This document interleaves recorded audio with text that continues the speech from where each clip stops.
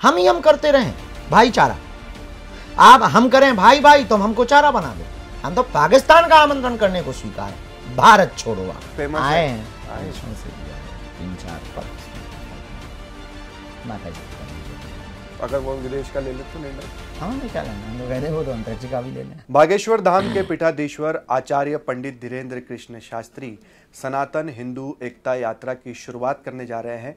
खुद हमारे साथ हैं गुरुजी से ही जानते। गुरुजी सीताराम।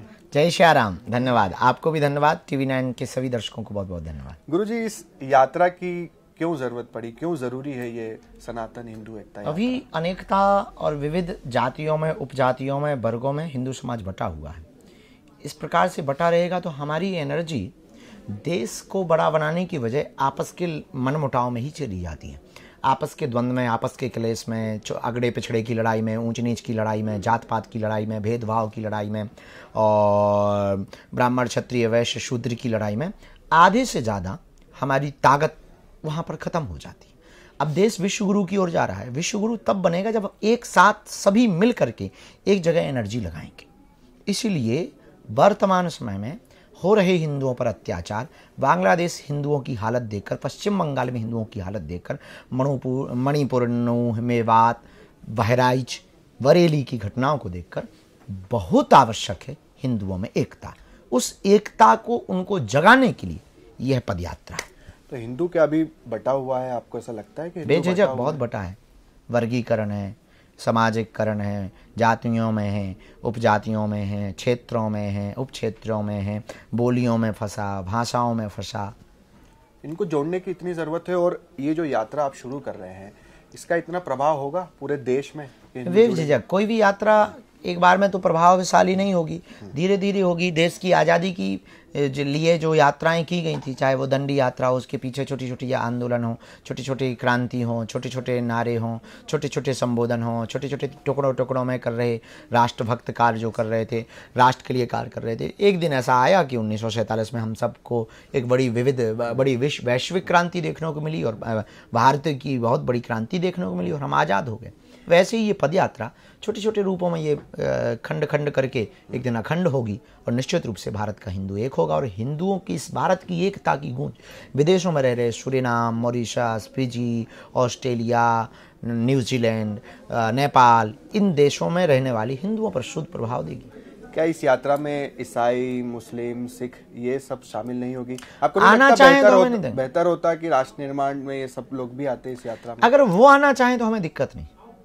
आना चाहें तो दिक्कत, तो अब हमें क्या दिक्कत? आमंत्रण है उन लोगों को। हमारे लिए तो जो भी इस देश में रहने वाला है, हिंदू है, सनातनी है, जो सनातन परंपरा के प्रति निष्ठा रखता, जो देश को भव्य बनाना चाहता, जो देश को विश्व गुरु देखना चाहता, जो राष्ट्र का निर्माण बहुत अच्छे तरीके से करना चाहता है, उन सबका आमंत्रण है। हमें कोई दिक्कत नहीं। हमने हमेशा से पढ़ा अनेकता में एकता, भारत की विशेषता, सर्वधर्म संभाव जी। मगर अब आप देख रहे हैं कि नेताओं के जो बयान आते हैं, बटेंगे तो कटेंगे, कैसे देखते हैं इनको? देखिए, ये तो निश्चित है कि अगर हम आपस में बट जाएंगे तो निश्चित रूप से कुछ धर्म विरोधी ताकतें और राष्ट्रद्रोही ताकतें हमको काटेंगी। चाहे वो चीन की कूटनीति हो, पाकिस्तान की कूटनीति हो, बांग्लादेश की कूटनीति हो। तो भारत के हिंदुओं को, भारतीयों को, हिंदुस्तानियों को एक होने की तो ज़रूरत है। अगर इस दृष्टि से संदेश को देखेंगे तो सही है, पॉजिटिव है। एक तरफ बटेंगे तो कटेंगे का नारा है, दूसरी तरफ उसी पार्टी का नारा है कि सबका साथ सबका विकास जी। पंडित धीरेन्द्र कृष्ण शास्त्री किस नारे के साथ? हम किसी भी राजनीतिक पार्टी के नारे के साथ नहीं, वो किसी भी प्रकार से हो, क्योंकि हमारा सिद्धांत, हमारा रास्ता एकदम स्पष्ट और क्लियर और अलग है। हम अध्यात्म को प्रेजेंट कर रहे हैं। हम एक सनातन के सिपाही हैं। हम किसी एक पार्टी के किसी नारे का सपोर्ट करेंगे तो हम अपने मिशन से भटक जाएंगे। मगर दोनों चीज़ों में देखें तो बटेंगे या कटेंगे, बटेंगे तो कटेंगे और सबका साथ सबका विकास, दोनों में से बेहतर आपको क्या लगता है? कुछ कह नहीं सकते, उन्हीं लोगों से पूछें जिन्होंने ये दिया है। अच्छा, सनातन बोर्ड बनाने की मांग हो रही है। हालांकि लोग ये कहते हैं कि वक्फ बोर्ड में काफ़ी भ्रष्टाचार होता है, ज़मीनों का अधिग्रहण होता है। अब दूसरी तरफ सनातन बोर्ड की मांग हो रही है। क्या लगता है आपको, क्यों ज़रूरी है सनातन? ठीक इसलिए ज़रूरी है कि जो 2005 में कुछ 100 एकड़ की ज़मीन पर थे, 2024 में 8.5 लाख एकड़ की ज़मीनों के मालिक हो गए, जिन्होंने पार्लियामेंट को भी अपने आधिपत्य ज़मीन के अंतर्गत बता दिया। तो इस देश में या तो उनकी नीति खत्म हो, एक ही देश एक नियम एक लागू से चलेगा, एक संविधान से चलेगा, फिर एक देश में एक कोर्ट है तो उनके कोर्ट की क्या जरूरत है, यदि है तो उनको अगर अलग है तो फिर हम लोगों के साथ दोहराए को, इसलिए सनातन बोर्ड की मांग। अब आदि शंकराचार्य जी ने 4 धाम बनाए, चारों की पूजा पद्धति भी अलग है, ऐसे में अब क्यों इतना सेंट्रलाइज चीजों को करना चाहते हैं कि एक ही पूजा पद्धति होगी सनातन? नहीं, ऐसा कुछ भी नहीं। पद्धतियों में विविधता में एकता करने का कार्य, एकात्म का कार्य पूज्य आदि जगत गुरु शंकराचार्य ने किया अद्वैतवाद की स्थापना के लिए।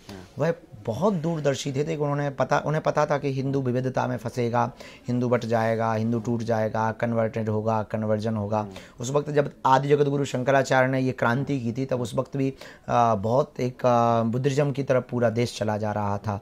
सनातन को छोड़ करके त्याग कर, सब अपने ही अंग हैं, इन सबके खिलाफ नहीं है, पर अपनी कल्चर अपनी संस्कृति को बचाने के लिए जैसे वर्तमान में इजराइल लड़ रहा है, वो सिर्फ इसलिए लड़ रहा है कि उसे अपने कल्चर को बचाने का बहुत डर है कि कहीं ये ख़त्म ना हो जाए, कहीं डायनासोर जैसी हालत ना हो जाए, लुप्त ना हो जाए।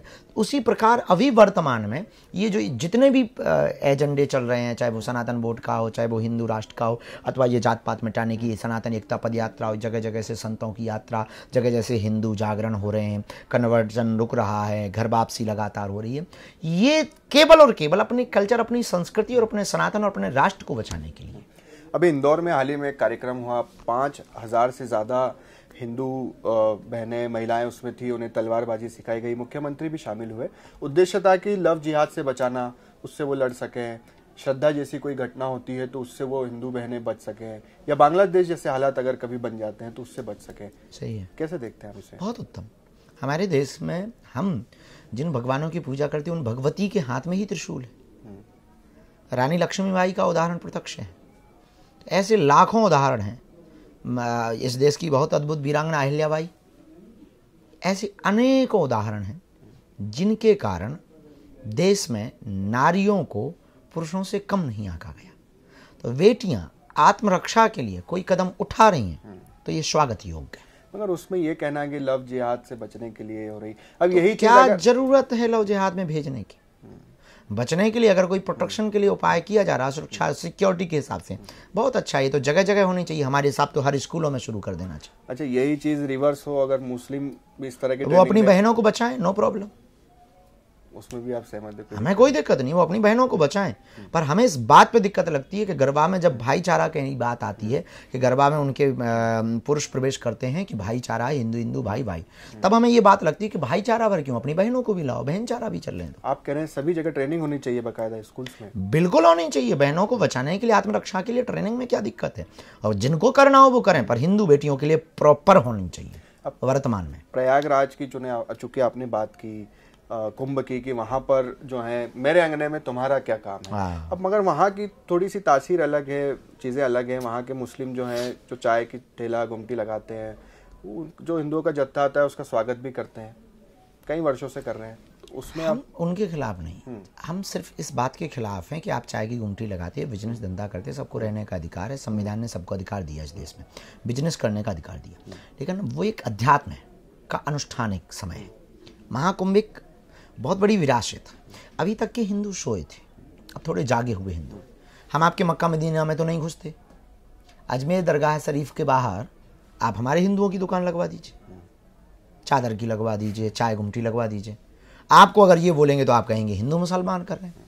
जब आप ये नहीं कर सकते हैं तो हम लोग क्यों उदारवादी अब बने? हम करते रहें भाईचारा, आप हम करें भाई भाई, तुम हमको चारा बना लो। गजब का सिद्धांत है। इसीलिए हमने कहा है कि मेरे अंगने में तुम्हारा क्या काम। कांग्रेस के एक नेता हैं, वो ये कह रहे थे कि पंडित धीरेन्द्र कृष्ण शास्त्री दुबई जाते हैं, वहाँ के शेख से मुलाकात करते हैं, तस्वीरें जारी होती हैं, वहाँ के मुस्लिम से दिक्कत स्वागत करते हैं तो हम जाते हैं। भारत के मुसलमान हमारा स्वागत करें, हम वहां जाएंगे। उनसे कह दीजिएगा कि तुम्हें कसम है, करवाओ हमारा स्वागत, करवाओ हमारी कथा, हो हमारा प्रवचन कथा करवा दे, हम जाते हैं, हमें क्या दिक्कत है। हम तो इनकी मस्जिदों में कथा करने को रेडी। इनविटेशन तो दो आप, हम तो कहते हैं TV9 भारतवर्ष के एंकर ही दिलवा दे। नेताजी ना बोल पाए तो तुम ही दिलवा दो, तो बाहर में गए, हम चल पड़ेंगे तुम्हारे और पद यात्रा कर लेंगे अगले साल। अभी चलो। तो दुबई से आपको बकायदा हमें कहीं से ही दिक्कत नहीं, इन्विटेशन आया हम गए, अच्छा, उन्होंने बुलाया हम गए, स्वागत किया हम गए, आप बुलाओ, आपके स्टूडियो चल देंगे। तो आप किसी मस्जिद में जाने के लिए तैयार हैं अगर वो बुलाते हैं? अरे फिर वही बात, हम तो पद के पहले ही कह रहे हैं कि आप दिलवाओ दो इनविटेशन। हम तो पाकिस्तान का आमंत्रण करने को स्वीकार है। भारत छोड़ो आप, मस्जिद छोड़ो आप। अब कई बार ये मांग होती है कि भारत को हिंदू राष्ट्र बनाना है। अब संविधान में जबकि लिखा है सेक्युलर राष्ट्र है, ये सवाल संविधान में ऐसा कोई शब्द नहीं, सेकुलरिज्म जुड़ा हुआ शब्द है। और सेक्युलर राष्ट्र कैसे हो सकता है, ये सिर्फ बेफिजूली की बात है। आप इसमें यकीन नहीं रखते? संविधान पे रखते हैं। तो संविधान के मुताबिक ही तो ये बात होती है। भारत कई लोग संविधान कहते से हैं ही चलेगा, कि हिंदू उसके राष्ट्र, बाहर हम कभी नहीं जिएंगे। हिंदू राष्ट्र की आप कल्पना कैसे करते हैं? क्या इसमें जितने धर्म संप्रदाय रह रहे हैं, जिसमें मुस्लिम भी है, सिख भी है, ईसाई भी है, सबको रहने का अधिकार इस देश में। उनके दादा परदादाओं ने भी आज़ादी के लिए अपने प्राणों की बलिदानी दी। ये देश रहीम का भी है, रशखान का भी है, राम का भी है, रैदास का भी है, वाल्मीकि का भी है, तुलसी का भी है, मीरा का भी है, सूरदास का भी है। हम स्वीकार करते हैं, हम रहीम के दोहे भी गाते, रसखान की गुणगान भी गाते। हम इस देश में मिसाइल मैन को भी एक्सेप्ट करते, लेकिन हम उनको एक्सेप्ट नहीं करते जो सर तन से जुदा करने की बात करते, जो भारत तेरे टुकड़े होंगे ऐसी बातें करते, जो भारत को गजवाई हिंद बनाना चाहते, हम उनको स्वीकार नहीं करते। हम उनके खिलाफ हैं, और अगर ये देशद्रोह है तो ये हम करते रहेंगे। अभी कुछ दिन पहले उन देशद्रोहियों से हम बेहतर हैं। हाँ, कुछ दिन पहले राहुल गांधी ने भारत जोड़ो यात्रा निकाली थी कि भारत को एक करना है। आप सनातन हिंदू एकता यात्रा निकाल रहे हैं, दोनों में कितना अंतर है? वो भारत जोड़ने की बात कर रहे थे। राजनीतिक अलग विषय है, आध्यात्मिक अलग विषय है। हमारा रास्ता बहुत अलग है, क्योंकि हमें किसी पार्टी के लिए वोट नहीं दिलवाना ना, हमें चुनाव लड़ना नहीं, सांसद CM PM बनना नहीं बनना है तो झंझट। अच्छा, आपने जो सांसद की बात की, ये भी चर्चा हो रही थी, हम घूम रहे थे आप ही के क्षेत्र में, तो कुछ लोग थे आपके चाहने वाले वो कह रहे थे कि ये तो पॉलिटिकल चीज़ें तैयार हो रही है गुरुजी, आगे हो सकता है यहाँ से चुनाव भी लड़ जाए, और उसी की तैयारी चल रही है। वाले तो आप कुछ क्या भी कह सोचते हैं रहे ऐसी बात? थे। आपको लेकर भी कुछ लोग कह रहे थे कि ये लोग जो है कहीं से धक्के दे के आए। कहने वाले तो बड़े निकम्मे होते तो हैं। आपका कभी राजनीति में जाने का इरादा है या कभी सोचते हैं आप? क्या साहब, कहाँ वो छोटी बात, कहाँ ये अध्यात्म। हनुमान जी की सेवा में राजनीति एक अलग मंच है, धर्म से राजनीति चलती। हम जिस रास्ते में उसमें बहुत खुश हैं। हाँ, मठ महंत संतों को राजनीति में आना चाहिए, इसके सपोर्टर हैं आप। हमको नहीं जाना, ये क्लियर कट है। अच्छा, ये क्लियर कट है, स्टेटमेंट है आपका, कभी नहीं जाएंगे ना, क्या करेंगे, इसी में तो जिंदगी में टाइम नहीं। आपके पागलों को हम यहाँ पर देख रहे थे, रात भर अभी खुले में ही सोए हुए हैं, रात का समय है, ठंड लग रही है, मगर जैसे ही हम उनके पास गए, एक अलग सी ऊर्जा, एक अलग सी चमक उनके चेहरे पर आपका नाम लेते ही, और अलग सा उत्साह। ये शक्ति यहीं से बालाजी की देन है, जिनकी शरण में वो डरे, सब वीर बजरंग बली की कृपा है, वही करवा रहे हैं। हम तो साधारण मानव है, हनुमान जी की इच्छा है, वो प्रेरणा दे रहे हैं, हम कर रहे हैं। कोई हमारी प्लानिंग नहीं, प्री प्लानिंग, ना कुछ मन में विचार आया, संकल्प ले लिया, बालाजी का नाम लिया, तैयारियों में जुट गए, कुछ लोगों की मदद ली, सब लोगों को ने उत्साहपूर्वक मदद की। अब क्षेत्र जुड़ता जा रहा, हमारा को कहाँ सामर्थ्य था, खुद की इतनी कोई औकात नहीं है, सामर्थ्यता नहीं है। एक एक वस्तु जुटा करके उनके भंडारे की, भोजन की, चाय पानी की व्यवस्था कर रहे हैं, कर्जा ले करके सामान जोड़ रहे हैं, सब होता चला जा रहा, भगवान सब करवा रहे हैं। अच्छा गुरुजी, खास तौर पे जो धर्म परिवर्तन की आप हमेशा चर्चा करते हैं, अपनी कथा में भी कहते हैं, रोकने का भी प्रयास कर रहे हैं, कई बार हम देखते हैं कि जो आदिवासी इलाका है उसमें सबसे ज़्यादा धर्म परिवर्तन के मामले आते हैं जो कन्वर्ट हो रहे हैं ईसाइयों में। इसको कैसे रोकेंगे? और ये बहुत बड़ा नंबर है, और पूरे देश के राज्यों में, खासतौर पर छत्तीसगढ़। उनके पास जाना पड़ेगा, वो बहुत भोले भाले हैं और भगवान श्री राम के वंशज हैं, भगवान श्री राम के साथी हैं, मित्र हैं। निषाद राज गुही, सबरी माता, ये सब लोग उनके वंशानुगत हैं, परंपरा के चले हुए लोग हैं इस देश में। वो हमारे हिसाब से तो उनको आदिवासी नहीं, अनादिवासी कहना चाहिए, अनादिवासी है। और उसके लिए हम कथाओं के द्वारा तो प्रयास कर ही रहे हैं।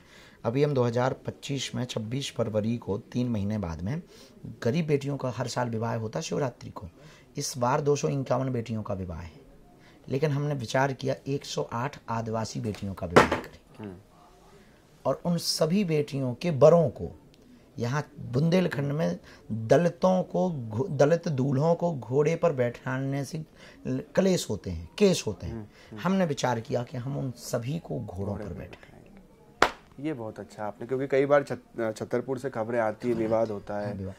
तो अब ये हम चाहते हैं कि नया मैसेज देश में जाए। एक आखिरी सवाल, ये जो आपके पागल है बागेश्वर धाम के पागल, इनसे हम बात करते हैं तो ये हमसे पूछते हैं कि गुरुजी कब शादी कर रहे हैं, दुल्हन ढूंढ रहे हैं कि नहीं ढूंढ रहे हैं। ये जहाँ से भी आते हैं देश भर से आपके चाहने वाले। लवेरिया करना होता तो हम खोजते, अरेंज करना है तो तुम लोग खोजो। तो हम ही लोग खोजे आपके पास। माता जी कहीं से गुरुजी आ रहे हैं आपके पास ऑफर, या मतलब रिश्ते पे तो आते ही रहते हैं। वो तो कोई भाई विदेशों से भी आते हैं क्या ऑफर? क्योंकि आप विदेशों में भी खूब फेमस आए, विदेशों से भी आए 3-4, पर उसमें कोई फर्क नहीं पड़ता। माता जी पिताजी जो निर्णय लेंगे। अगर वो विदेश का ले ले तो निर्णय हमें क्या लेना, हम तो कहते हैं वो तो अंतरिक्ष का भी ले लें। चलिए गुरुजी, आपने हमसे बात की, उसके लिए बहुत बहुत धन्यवाद।